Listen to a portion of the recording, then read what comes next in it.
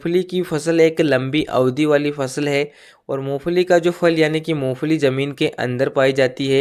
इस कारण समय समय पर आपको कुछ ऐसी बातें हैं जिनका ध्यान रखना चाहिए जिससे मूंगफली में फल फूलों का विकास अच्छे से हो पाए और पैदावार ज़्यादा निकले।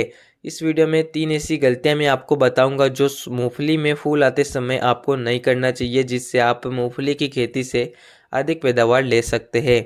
इस वीडियो को आखिर तक देखिए, पसंद आने पर लाइक कर दीजिए। यदि आप हमारे चैनल पर नए हो, चैनल को सब्सक्राइब कर ले जिससे आगे भी आपको हमारी हर एक नए वीडियो की जानकारी मिलती रहे। किसान भाइयों, लगभग सभी क्षेत्रों में जहां पर मूंगफली की खेती होती है वहां पर मूंगफली की बुवाई हो चुकी है।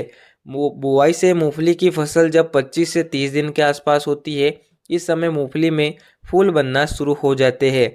किसान भाइयों, इस समय कुछ ऐसी बातें हैं जिनका आपको ध्यान में रखना चाहिए। बहुत से किसान भाई इस समय मूंगफली की फसल की देखरेख नहीं करते हैं, बिना किसी जानकारी के ही मूंगफली में कुछ ऐसे खाद या कुछ ऐसी दवाइयों का स्प्रे कर देते हैं जिससे फूल झड़ने की समस्या भी आ जाती है। किसान भाइयों, पहली बात, अगर आपकी मूंगफली की फसल में फूल बनना शुरू हो चुके हैं तो इस समय आप किसी भी प्रकार से खरपतवार नाशक ना डालें।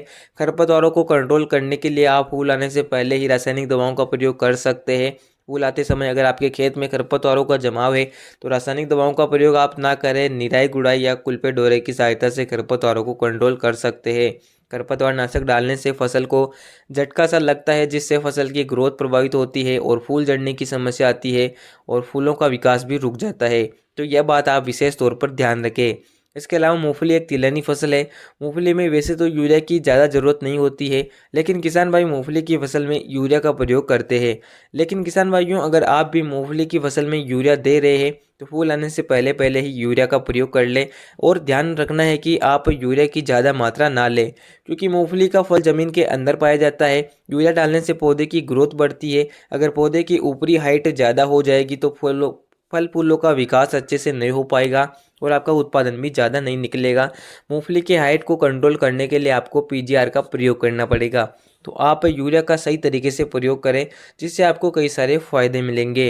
इसके अलावा अगर आपके क्षेत्र में बारिश नहीं होती है, मूंगफली में फूल बनना शुरू हो चुके हैं, तो इस समय आप मूंगफली में स्प्रिंकलर से सिंचाई अवश्य करें।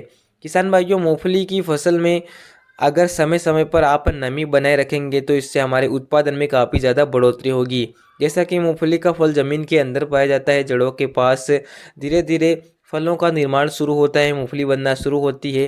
खेत में अगर नमी रहेगी तो मूंगफली का विकास अच्छे से होगा, दानों का भराव अच्छे से होगा, पैदावार भी ज़्यादा निकलेगी। फूल आते समय आप यह बात ध्यान में रखें कि खेत में नमी अगर सूख रही है तो स्प्रिंकलर से सिंचाई अवश्य करें। इसके अलावा मूंगफली की फसल में समय समय पर आप एनपीके खादों का प्रयोग कर सकते हैं।